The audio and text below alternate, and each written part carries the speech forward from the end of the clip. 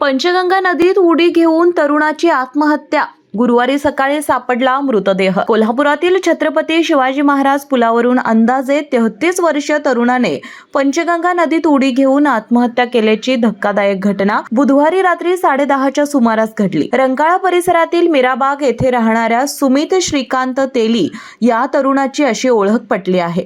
घटनेची माहिती मिळताच कोल्हापूर महापालिकेच्या अग्निशामक दलाने तात्काळ रात्री शोध मोहीम राबवली, मात्र अंधारामुळे त्यांना यश मिळू शकलं नाही। गुरुवारी सकाळी 8 वाजल्यापासून पुन्हा बोटीच्या सहाय्याने शोध घेतला असता सुमित तेली यांचा मृतदेह सापडला। शोध मोहिमेत टिंबर मार्केट स्टेशनचे विजय सुतार, सनी पटेल, सौरभ पाटील, अनिकेत परब तसेच कसबा बावडा स्टेशनचे सुशांत पवार, वैभव संदे, आशिष माळी यांनी सहभाग घेतला।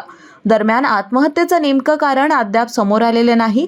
या प्रकरणाची नोंद करवीर पोलीस ठाण्यात करण्यात आली असून करवीर पोलीस पुढील तपास करत आहेत। कोल्हापूर जिल्ह्यातील सुझुकीची एकमेव डीलरशिप म्हणजे मोहिते सुझुकी। 16 वर्षांच्या प्रदीर्घ अनुभवासोबत तुम्हाला इथे मिळेल सेल्स, सर्व्हिसेस आणि स्पेअर्स एकाच छताखाली।